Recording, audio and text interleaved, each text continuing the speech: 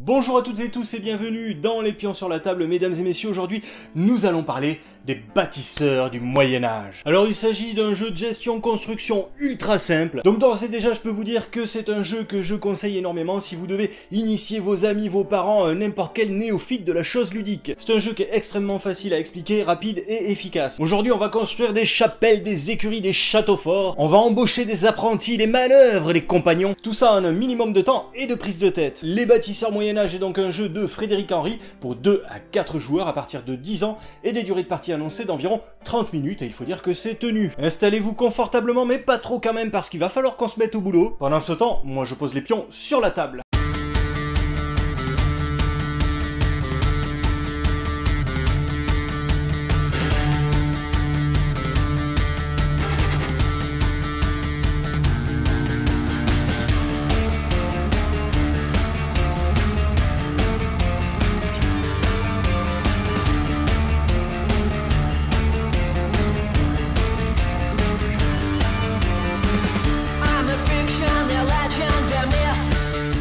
Alors voilà, les bâtisseurs Moyen-Âge est extrêmement vite installé, vous l'avez vu, c'est une petite boîte en fer. En gros, il y a 2 tas de cartes, quelques pièces de monnaie. Je trouve que les dessins sont vraiment hyper bien foutus pour ma part, mais on y reviendra un petit peu plus tard. Alors, en début de partie, on a tous une valeur de 10 écus et un apprenti. Alors, les apprentis sont tous différents, ce qui fait qu'en fonction du joueur, on n'aura pas forcément les mêmes compétences en début de partie. Alors, les actions de jeu sont très simples. Lors de chaque tour de jeu, un joueur dispose de 3 actions gratuites. Il peut faire 3 fois la même action, les faire dans l'ordre qu'il veut, voilà. Ces actions, quelles sont-elles ? On va le voir de suite. La première étant d'ouvrir un chantier en choisissant un ici dans la rivière, la première rivière de cartes là-haut. Alors je vais vous montrer un peu de quoi est composée cette pioche. Vous voyez, à chaque fois on a des chantiers avec des bâtiments qui sont en train d'être construits, donc on peut avoir une écurie, on peut avoir un château fort, on peut avoir une tour de guet, on peut avoir des instruments de mesure, une tonnelle, une maison rurale, voilà, une hutte de paille.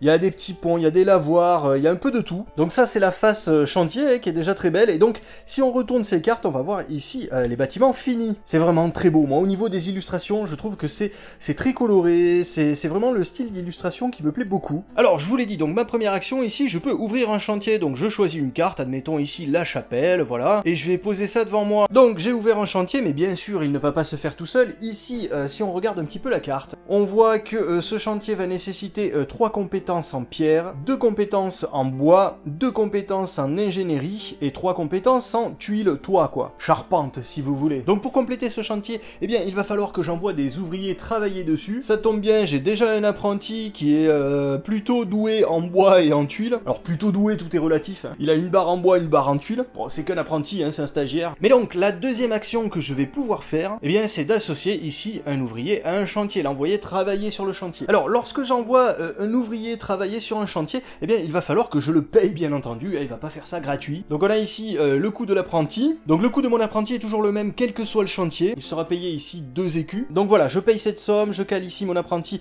juste en face des compétences requises pour construire ma chapelle. Donc on voit bien que les compétences de mon apprenti ici sont demandées sur le chantier. Hein. Je vais pouvoir le faire bosser sur le bois et sur les tuiles. C'est super bien fait, voilà, le matos est hyper lisible. Et voilà, ça c'était ma deuxième action. En troisième action, ben, on constate qu'ici un apprenti ça va pas forcément me suffire, donc il va falloir que je recrute peut-être d'autres personnes. Ici ça tombe bien, j'ai un compagnon là qui est doué un petit peu en tout, vous voyez il a une barre en pierre, une barre en bois, une barre en ingénierie, une barre en tuiles, donc en troisième action je peux tout à fait aller le chercher là sur le marché de l'emploi. Alors ce compagnon bosse pour moi, mais là actuellement il n'est sur aucun chantier. En fait vous l'avez compris, avant de pouvoir caler quelqu'un sur un chantier, il y a cette action intermédiaire qui est de récupérer quelqu'un sur le marché du travail pour pouvoir le mettre dans notre réserve. Ça c'est une action, et ensuite il va falloir dépenser une action pour le déplacer de notre réserve sur un chantier. L'apprenti, lui, on l'avait pas recruté parce qu'il était déjà dans notre réserve en début de partie. Donc admettons que là, tous les autres joueurs aient joué également leur tour, leurs 3 actions, et bien peut-être qu'au prochain tour, je vais employer ce compagnon à travailler sur la chapelle. Donc là, je vais le payer 4, et donc on voit ici que j'ai avancé un petit peu sur ma chapelle. Hein. Il me manquera quand même 2 pierres. Le bois, c'est bon, hein, puisque j'ai une barre chez l'apprenti, une barre chez le compagnon. L'ingénierie va me manquer une barre, et puis pour le toit, il va me manquer une barre également. Donc va falloir que je recrute un nouvel ouvrier, que je le mette dans dans ma réserve et que ensuite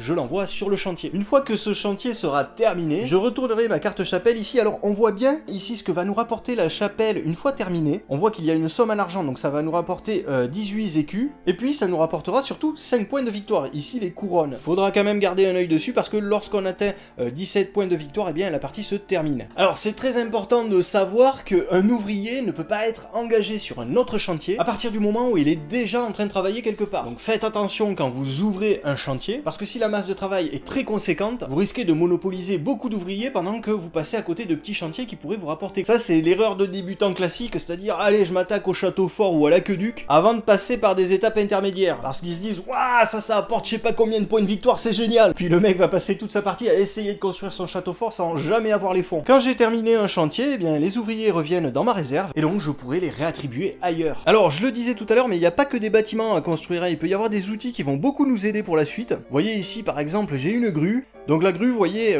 quand vous réussissez à la fabriquer, elle va vous rapporter des points de victoire, hein, comme les bâtiments. Par contre, elle ne va pas vous rapporter d'argent. La grue, en fait, elle fait office d'ouvrier gratuit, et qui va vous rapporter ici une compétence bien précise, ici, 3 pierres. Alors, on a vu l'action d'ouvrir un chantier, l'action d'aller recruter ici, au centre de la table, et l'action d'envoyer un ouvrier travailler sur le chantier. La dernière action, elle est très simple, il suffit de sacrifier des actions. Si vous en sacrifiez une ce tour-ci, eh bien vous récupérez un écu. Pour 2 actions sacrifiées, vous en récupérez 3, et pour 3 actions sacrifiées, vous récupérez 6 écus. Alors après, si 3 actions gratuites par tour ne vous suffisent pas, vous pouvez toujours acheter des actions payantes, et ça vous coûte 5 écus par action. Donc voilà, quand un joueur obtient devant lui 17 points de victoire, les petites couronnes, eh bien la partie se termine. On laisse le temps aux joueurs qui suivent de terminer le tour de jeu. On comptera les petites couronnes, et puis aussi on va compter un point de victoire par série de 10 écus que l'on possède, et ça nous permettra de désigner le vainqueur.